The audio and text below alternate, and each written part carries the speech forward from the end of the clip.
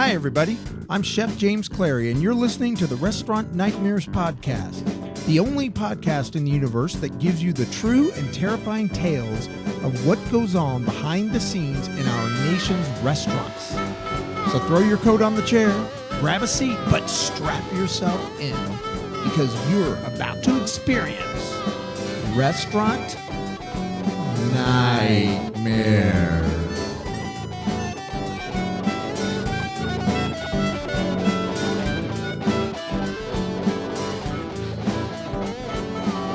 Again, welcome to the Restaurant Nightmares Podcast. This is the first episode of the show, and my hope is that there will be many more. Let me tell you a little bit about the idea for the show and what prompted me to do the show.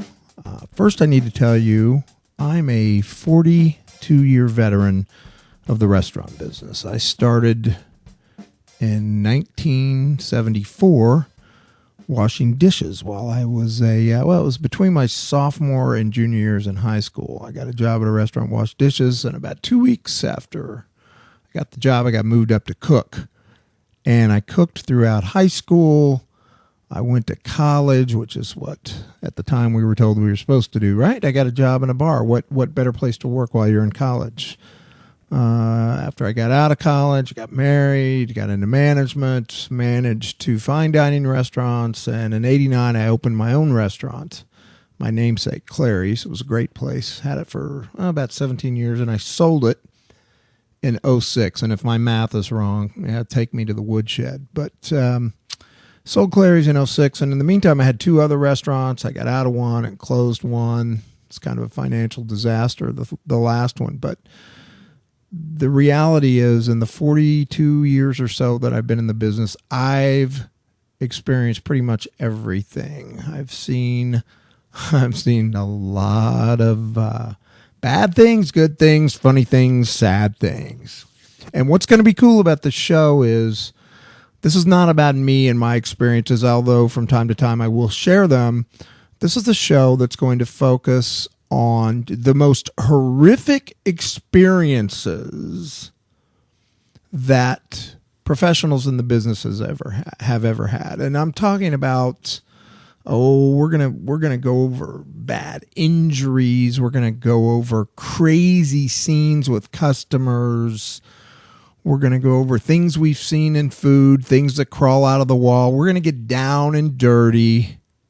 We're not holding anything back. We're not pulling any punches on this podcast. And I've already got some great guests lined up.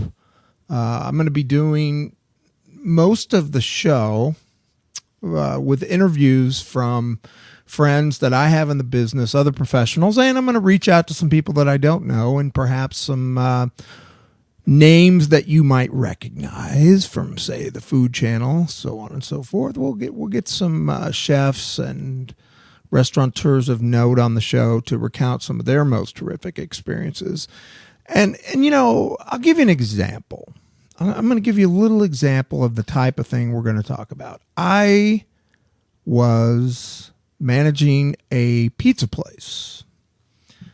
I knew that I wanted to own my own restaurant. This would have been in '83, I believe. And I knew that in order to own a place, I had to have management experience, at least in my mind. That's what I thought, right? So I was playing in a band, and the lead guitar player's dad was opening a new pizza concept. And this was in Tulsa. And I was given a job of assistant manager. I really think the guitar player just wanted me out of the band because I drank too much and I kind of sucked. And by the third set, I was usually too drunk to remember the song. So this was his way of kind of getting me out of the band. I still believe that, but that's neither here nor there. So anyway, I'm managing this place. And at this place, we made everything from scratch. We made the sauce, we made the dough, et cetera, et cetera. And when a pizza was ordered, you had what we called a dough ball. It was the beginnings of a pizza crust. We rolled the crusts. They're called skins in the business. That's a raw pizza crust. It's called a pizza skin. So we rolled the skins out to order. So when you came in to this restaurant, and I'm going to leave it unnamed, even though it's not open, it doesn't matter, but you ordered a pizza, and the guy in the kitchen rolled the dough through a machine which is called the dough sheeter. You've probably seen this in pizza restaurants. And he made your crust, your skin, put the toppings on, et cetera, et cetera. Now, before he puts it through the machine, he has to kind of form the dough ball with his hands, and he has to flatten it out. And he's trying to make it as perfect a circle as he can. So anyway, this employee that I had cut his finger earlier in the day. And what you normally do in the business when you cut your fingers, you put a Band-Aid on. So he did. Put a Band-Aid on. He gets an order for a Canadian bacon pizza. He grabs the dough ball and he begins to press the outside of the dough ball into the center with his fingers to make it a perfect circle. And then he flattens it out and he runs it through the dough sheeter so it makes this nice pizza skin. Puts it on a pan, puts sauce, cheese, Canadian bacon. That was the order. A little more cheese, and throws it in the oven.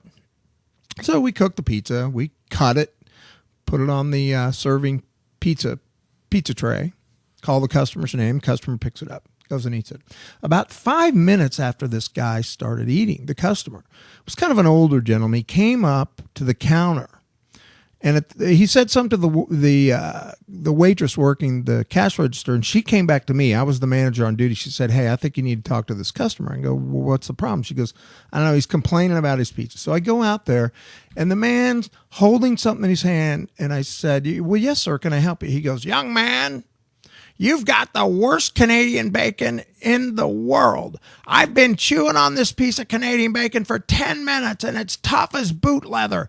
And I look in his hand, and sure enough, it was the Band-Aid. Yeah, that's right. It was the Band-Aid from the kid's finger who had made the pizza. So what did I do, you want to know? Well, I took it out of his hand. I said, "Sir, I'm so sorry, and I'm going to report this inferior Canadian bacon to my supplier, and your pizza's on the house." Perfect, right?